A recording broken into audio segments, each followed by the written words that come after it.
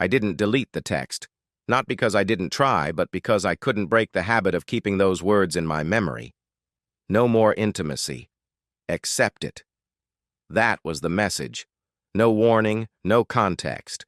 Just a casual movement of her finger, and suddenly my world was turned upside down.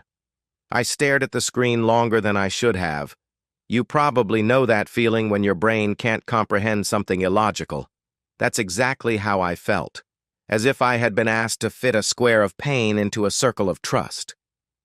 At first, I thought it was a joke, maybe a cruel one. But my wife never joked about serious things, especially lately. I refrained from responding. I froze on the edge of the bed, the phone slowly dropping to my knees as I replayed the last few weeks, if not months, in my head. I couldn't figure out when it started, but something was leaking out of our marriage. Slowly, almost silently. Noticeable only if you listened closely. Obviously, I wasn't listening. Her name is Heather. We've been married for 8 years. The first 3 years were wonderful, the next 2 were good. The last 3 years have been a thick cauldron of emotional hunger and numbness.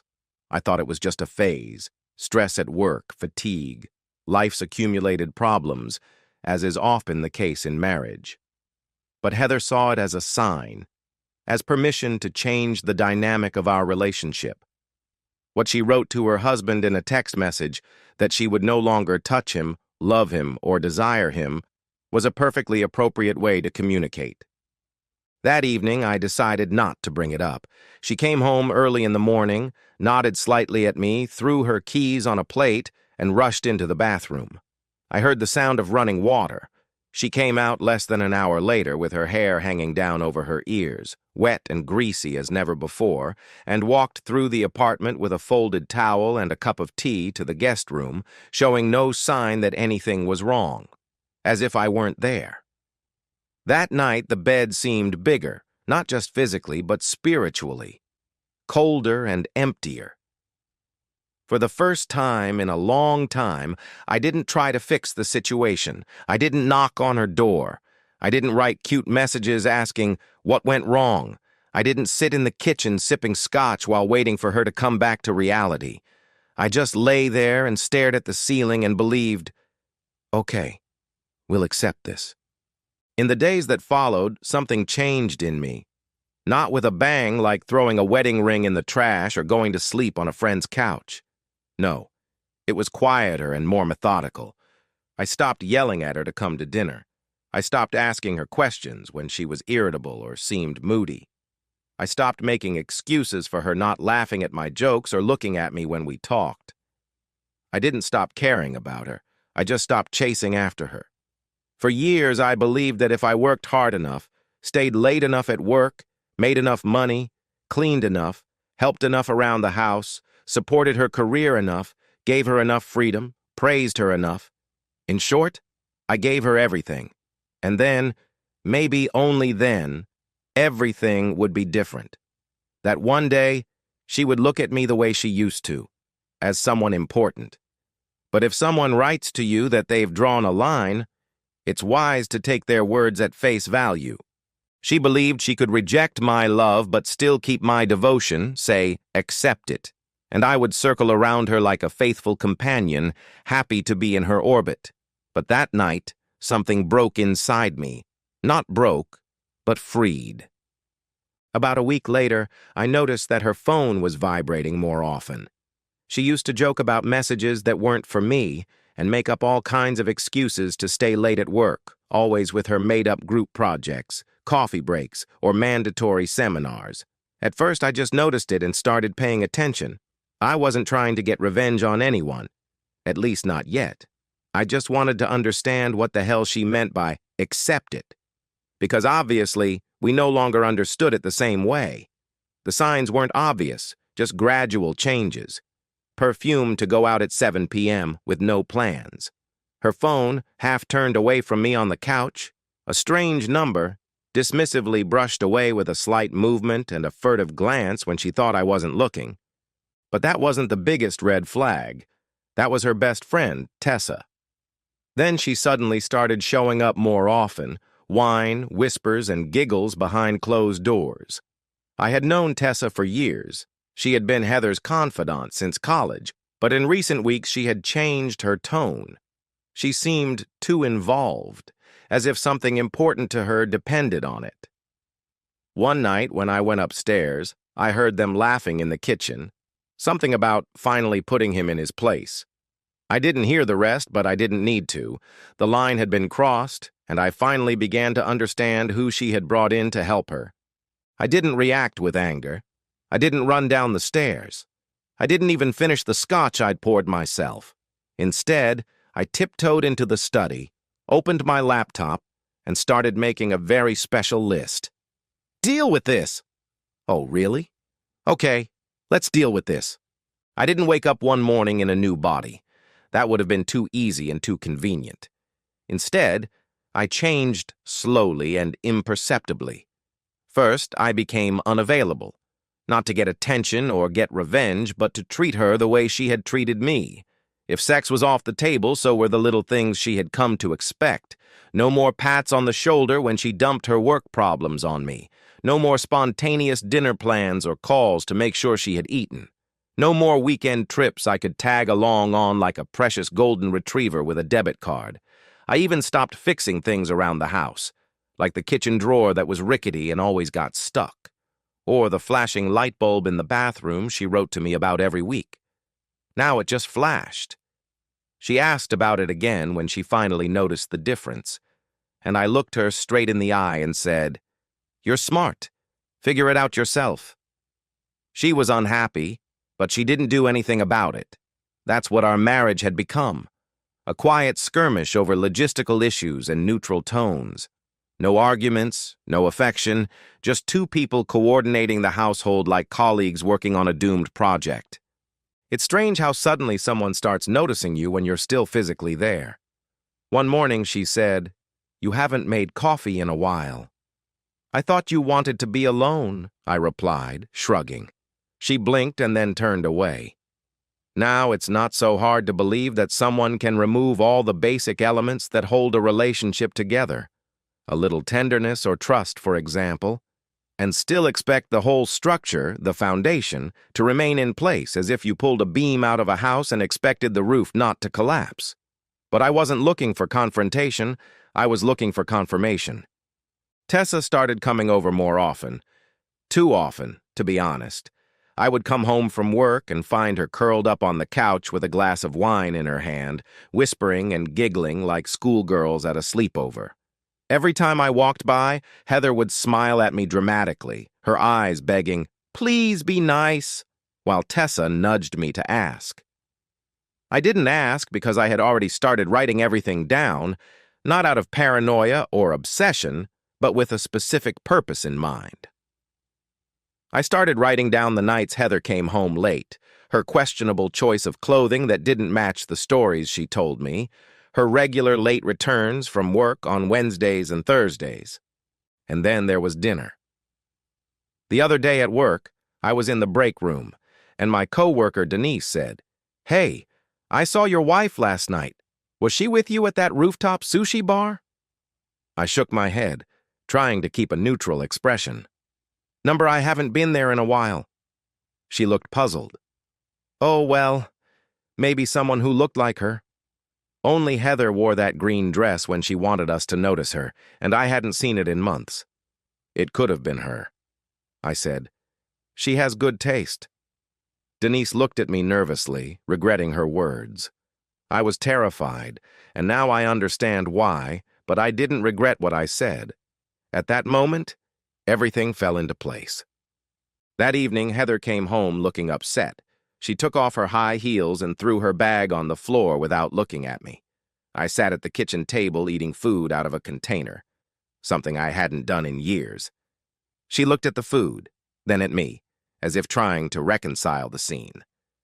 "Didn't you cook?" she asked. "No." "Oh, okay." She hesitated, as if waiting for something else, but I didn't give in. "Hard day?" I asked, trying to look calm. "Yeah, deadlines." She scratched the back of her head, glanced at the wine rack, and turned away. I didn't rush to eat because the food was very good. Then followed weeks of passive observation. I stopped wearing my wedding ring and told her it was stuck because of my new workout program, which was true. I joined a gym, started eating better, lost 12 pounds, which she didn't notice, and built muscle in places she used to touch unconsciously.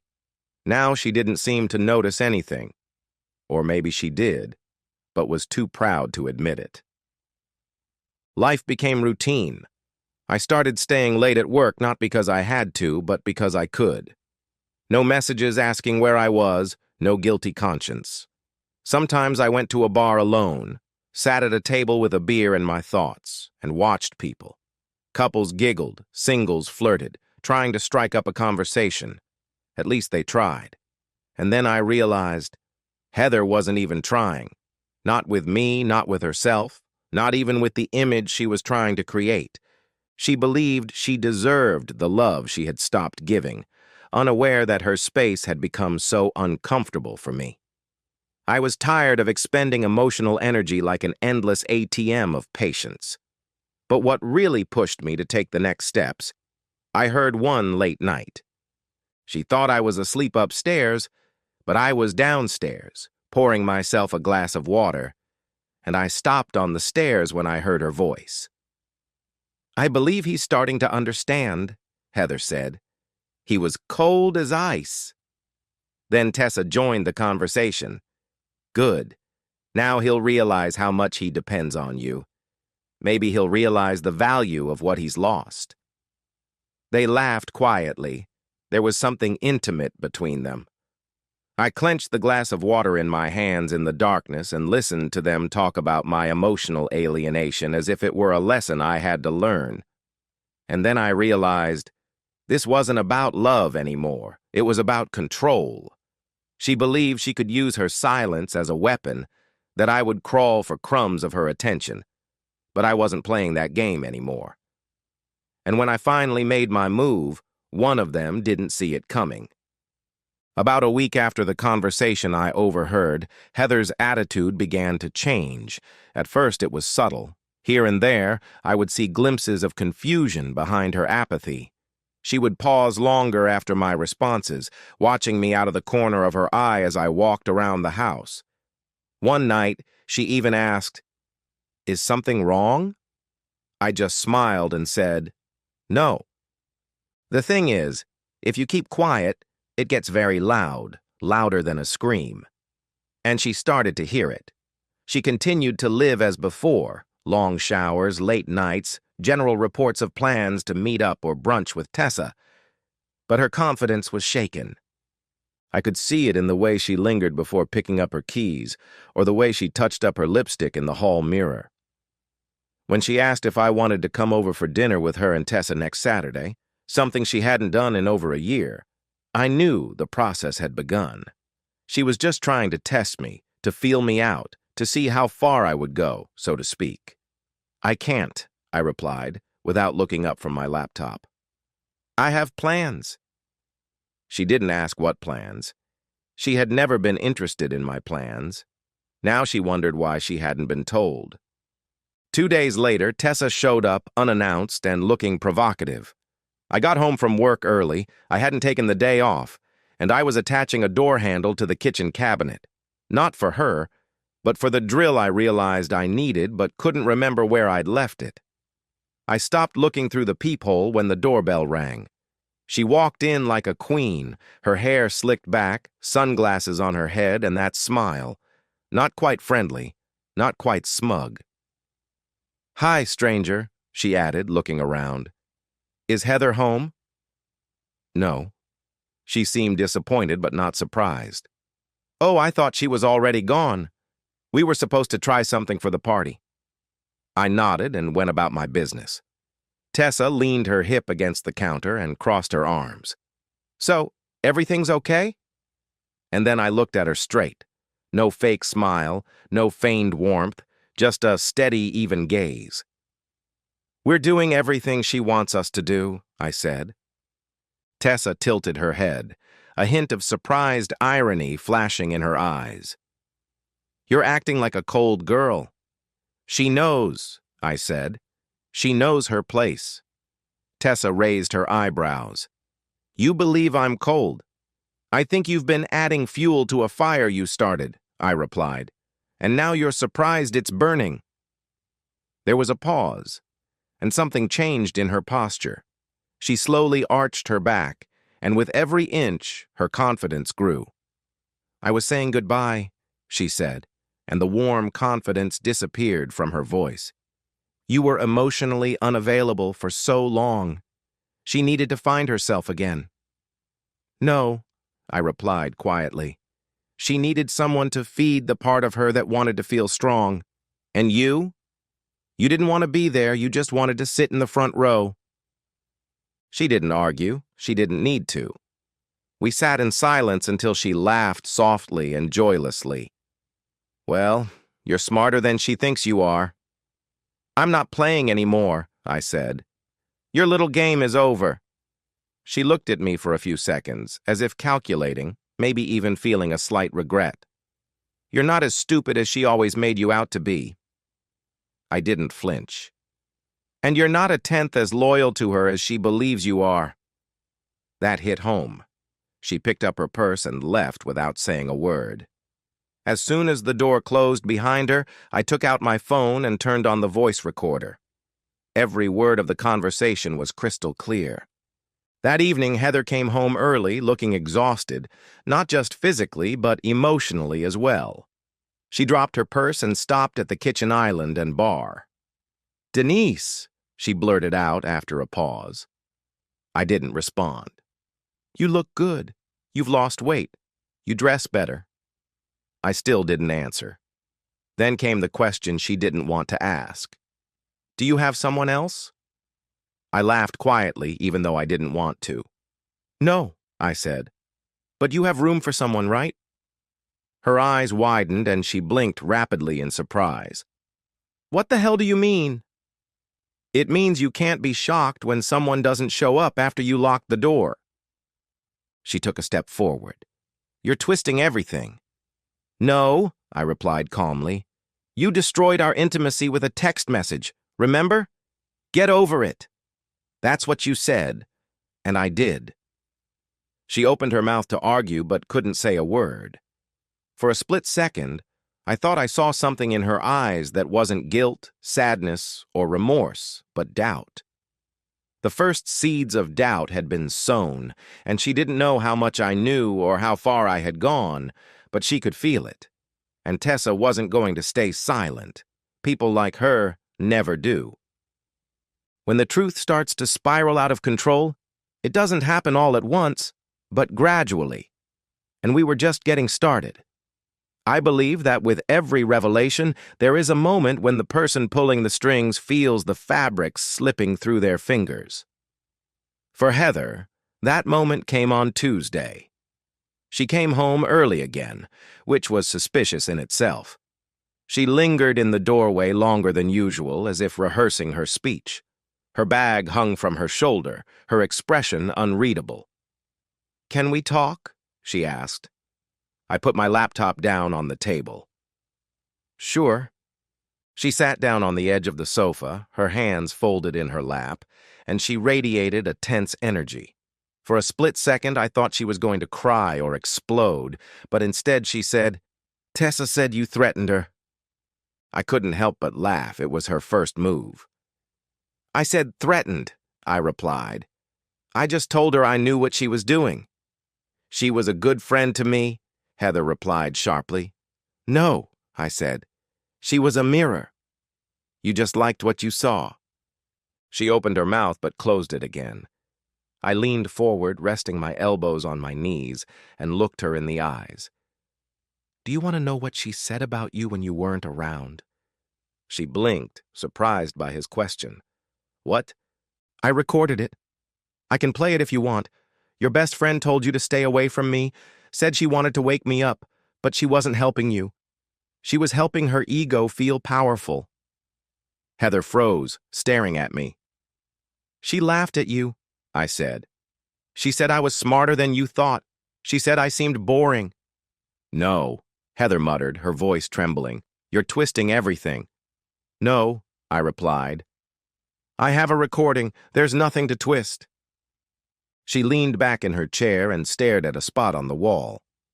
Perhaps out of anger, or perhaps out of fear, her hands began to shake. But I wasn't finished. Do you remember that green dress? I asked casually. The one you wore to that work dinner? She turned sharply toward me. Funny, I continued. My colleague saw you. He said you weren't with any colleagues and that the man was younger, tall, with a Rolex.